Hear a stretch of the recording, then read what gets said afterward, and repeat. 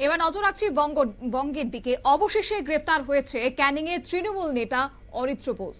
দীর্ঘদিন ধরে ক্যানিং জুড়ে আতঙ্কের এক নাম হয়ে উঠেছিল এই অরিত্র বোস। তার বিরুদ্ধে একাধিক অভিযোগ ছিল এবং এও অভিযোগ ছিল কোন একটি রাজনৈতিক দলের মিছিলে সে গুলি কাণ্ড ঘটিয়েছে বলে অভিযোগ, এবং বিভিন্ন সময় সে বিতর্কিত মন্তব্য করেছে। তৃণমূল কংগ্রেসের 1 নম্বর ব্লকের যুব সভাপতি এবং পঞ্চায়েত সমিতির পূর্ত কর্মাধ্যক্ষ অরিত্র বোসকে অবশেষে গ্রেফতার করেছে পুলিশ। কলকাতার মুকুন্দপুর এলাকা থেকে তাকে গ্রেফতার করা হয়েছে বলে জানা গেছে। এই গ্রেফতারিকে ঘিরে স্বস্তির পরিবেশ তৈরি হয়েছে এলাকায়। তবে তাকে যখন আটক করা হয়েছে, পুলিশ যখন তাকে আটক করে নিয়ে যাচ্ছিল, ঠিক সেই সময়টাতে দাঁড়িয়ে কি বললেন তিনি, শুনুন। আমি তখন আমার বউ অন্তঃসত্ত্বা, আমি আমার বউকে নিয়ে বিশাল হসপিটালে গেছিলাম। সেই সময় আপনার বিরুদ্ধে একাধিক তোলাবাজির অভিযোগ আছে। পুরোটাই রাজনৈতিক ষড়যন্ত্র। সেদিন আমার টাওয়ার লোকেশন দেখলেই দেখবে আমি বাইরে ছিলাম। আপনারা শুনলেন তার বক্তব্য। একদিকে তার বিরুদ্ধে তোলাবাজি, অন্যদিকে হুমকি ধমকির অভিযোগ, এছাড়াও যেমনটা বলছিলাম যে কোন একটি রাজনৈতিক দলের মিছিলে গুলিকাণ্ডের অভিযোগ তার বিরুদ্ধে এসেছে। কিন্তু সে সমস্ত বিষয় অস্বীকার করেছে। তিনি সাংবাদিকদের সামনে দাঁড়িয়ে বলেছেন যে এটা সমস্তটাই রাজনৈতিকভাবে উদ্দেশ্য প্রণোদিতভাবে তাকে আটক করা হয়েছে, তিনি এই সমস্ত কিছুর সঙ্গে জড়িত নয়।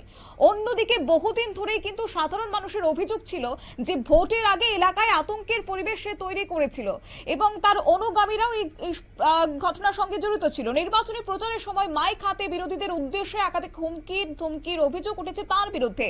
অভিযোগ এও ছিল যে বিরোধীদের ঘরছাড়া করা, বাড়ি দখল করা, কাটমানি তোলা এবং মারধর সহ একাধিক ঘটনায় নাম জড়িয়েছিল এই অরিত্র বোসেরই। তবে এবার শুনুন নির্বাচনী প্রাক মুহূর্তে দাঁড়িয়ে কি বললেন সেই সময়টাতে তিনি। 4 তারিখ আসতে বন্ধু, তখন কিন্তু শৈবাল লাইনি এই ক্যানিং এ থাকবে না, তিনি সোনারপুর থাকবে। কিন্তু 4 তারিখ এই ক্যানিং এর জনগণ এই বাস স্ট্যান্ডে থাকবে। প্রত্যেকটা কথার রেকর্ডিং আমাদের কাছে তোলা আছে। ক্যানিং বাস স্ট্যান্ডে রেকর্ডিং চালাবো আর ক্যানিং ছাড়া করবো। এই বিশ্বাসঘাতক, এই তোলাহাট, এই পৃথিবীকে 4 তারিখ ক্যানিং ছাড়া করবো। কথা দিয়ে গেলাম, দ্বিতীয়বারের জন্য পরেশ দাস আবার বিধানসভায় যাবে, মানুষের জন্য কাজ করবে।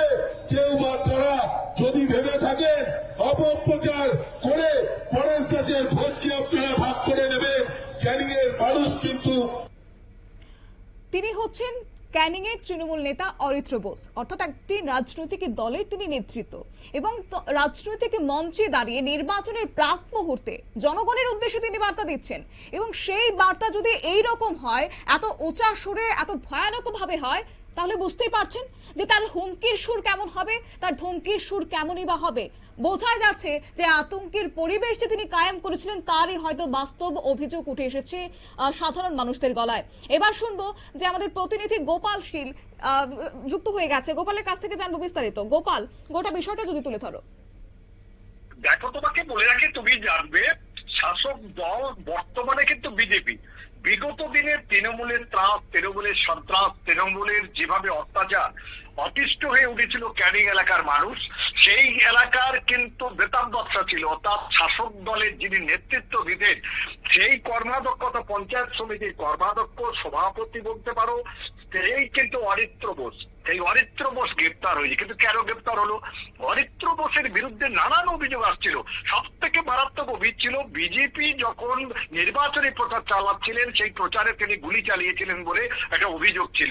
পরবর্তীকালে যখন দল পাল্টে গেল, পরিবর্তন এলো, অরিত্র বোস গা ঢাকা দেয়, কেউটাউন এলাকা থেকে তাকে গ্রেপ্তার করা হয়। আজকের তাকে ইতিমধ্যে আনা হয়েছে, তুমি জানতে পারবে ক্যানিং থানা এলাকায়। সব থেকে আশ্চর্য, দেখো, একদিন যে রাজা ছিল এখন সে ফকির। যার ভয়ে আতঙ্কগ্রস্ত থাকতো মানুষ, এখন কিন্তু আজকে যখন হসপিটালে নিয়ে যায় তার দিকে জুতো ছুঁড়ে মারা, কুস্তে ছুঁড়ে মারা, ঝাঁটা ছুঁড়ে মারা, চোর চোর ধরি, নানা রকম ভাবে তাকে কিন্তু উৎক্ষেপ্ত করছে। মানুষ নির্বিধায় মুখ বুজে সহ্য করছে সেই অরিত্র বোস।